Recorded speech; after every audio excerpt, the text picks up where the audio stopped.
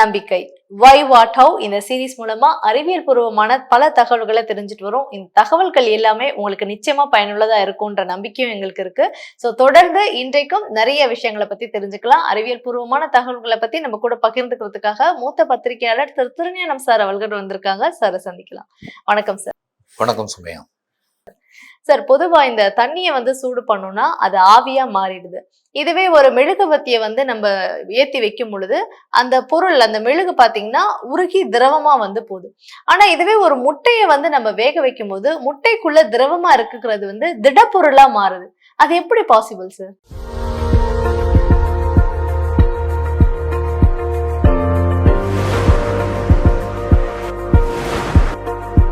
உண்மைதான். சூடுபடுத்தும் போது தண்ணீர் ஆவியாகிறது, மெழுகு போன்ற பொருட்கள் உருகி திரவமாக மாறுகின்றன.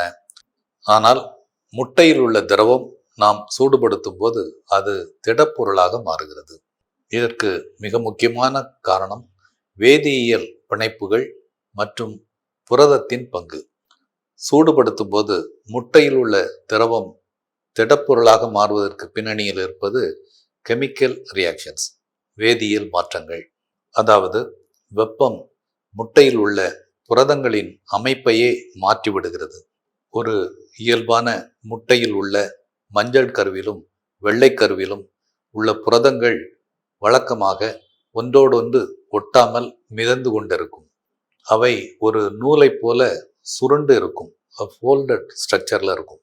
வெப்ப ஆற்றல் புரதங்களின் நூல் போன்ற சுருள்களை பிரித்து விடுகிறது, அவற்றுக்கிடையிலான பிணைப்புகளை உடைத்து விடுகிறது. விரிவடைந்த புரத நூல்கள் ஒன்றோடொன்று பிணைந்து ஒரு நெட்வொர்க் போன்ற அமைப்பை உருவாக்குகின்றன, வலை போன்ற அமைப்பை உருவாக்குகின்றன. இந்த வலையின் இடுக்குகளில் சிக்கிக்கொண்ட நீர் வெளியேறியவுடன் அவை ஒரு திடப்பொருளாக இறுகி விடுகின்றன.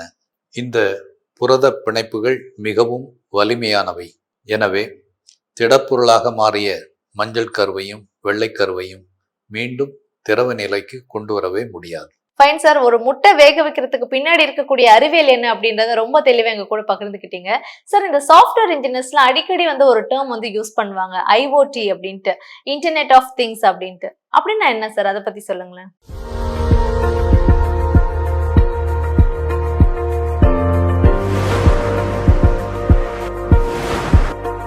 இன்றைய தொழில்நுட்ப வளர்ச்சியில் இன்டர்நெட் ஆஃப் திங்ஸ் என்பது மிகவும் கவர்ச்சிகரமான ஒரு டெக்னாலஜி.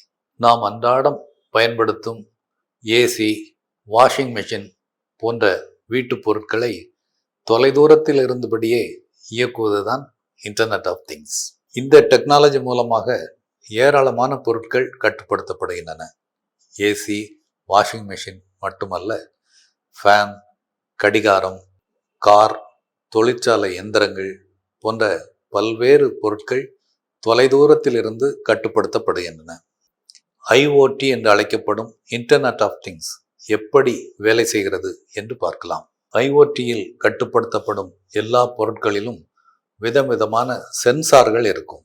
இவை வெப்பம், அசைவு, ஈரப்பதம் போன்ற பல்வேறு தகவல்களை சேகரிக்கும். அடுத்தது கனெக்டிவிட்டி. சென்சார்கள் மூலமாக சேகரிக்கப்பட்ட தகவல்கள் ப்ளூடூத் அல்லது இன்டர்நெட் அல்லது வைஃபை வழியாக கிளவுட் சர்வருக்கு அனுப்பப்படும்.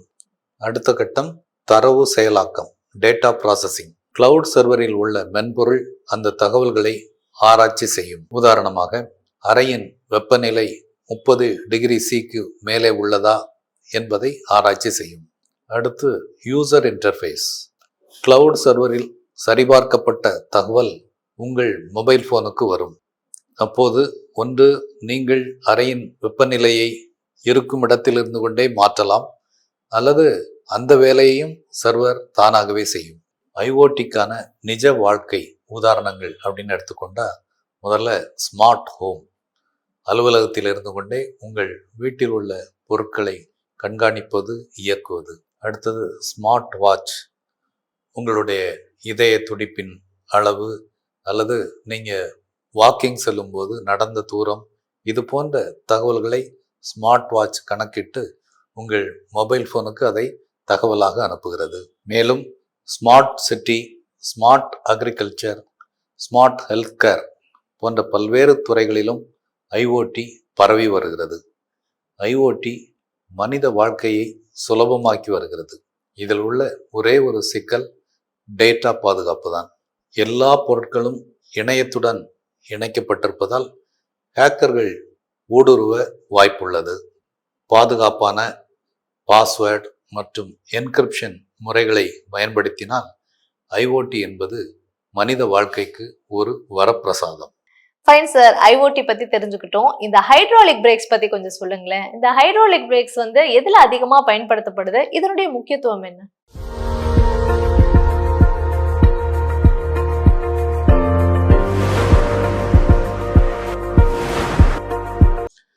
ஹைட்ராலிக் பிரேக்ஸ் பெரும்பாலும் நவீன வாகனங்களில் பயன்படுத்தப்படுகின்றன. நவீன கார்கள், நவீன மோட்டார் பைக்ஸ், நவீன லாரிகள் போன்றவற்றில் ஹைட்ராலிக் பிரேக்ஸ் பயன்படுத்தப்படுகின்றன. ஹைட்ராலிக் பிரேக் என்பது திரவ அழுத்தத்தின் அடிப்படையில் செயல்படும் ஒரு டெக்னாலஜி. ஹைட்ராலிக் பிரேக்ஸ் பாஸ்கல் விதியின் அடிப்படையில் செயல்படுகின்றன. ஒரு மூடிய அமைப்பில் உள்ள திரவத்தின் மீது நாம் அழுத்தத்தை கொடுத்தால் அந்த அழுத்தம் எல்லா திசைகளிலும் பரவும் என்பதுதான் பாஸ்கல் விதி. ஓட்டுநர் பிரேக் பெடலை அழுத்தும் போது அது ஒரு பிஸ்டனை தள்ளுகிறது. அந்த பிஸ்டன் மாஸ்டர் சிலிண்டரில் உள்ள பிரேக் ஆயில் திரவத்தின் மீது அழுத்தத்தை கொடுக்கிறது. இந்த அழுத்தம் பிரேக் குழாய்கள் வழியாக 2 சக்கரங்களுக்கோ அல்லது 4 சக்கரங்களுக்கோ உடனடியாக கடத்தப்படுகிறது. சக்கரத்தில் உள்ள சிலிண்டரில் இருக்கும் பிஸ்டன்கள் அந்த அழுத்தத்தால் வெளியே தள்ளப்பட்டு சுழன்று கொண்டிருக்கும் சக்கரத்தின் டிஸ்க் மீது பிரேக் பேட்களை அழுத்துகின்றன. இதனால் உராய்வு விசை உருவாகி சக்கரத்தின் சுழற்சி தடுத்து நிறுத்தப்படுகிறது. ஹைட்ராலிக் பிரேக்குகளுடைய நன்மைகள்: முதல் நன்மை, குறைந்த விசை போதுமானது, எளிதாக வாகனத்தை நிறுத்திவிடலாம். அடுத்து சமமான பிரேக்கிங். 2 சக்கரங்களுக்கோ அல்லது 4 சக்கரங்களுக்கோ சமமான அழுத்தம் தரப்படுவதால் வாகனம் நிலை தடுமாறாமல் நின்று விடுகிறது.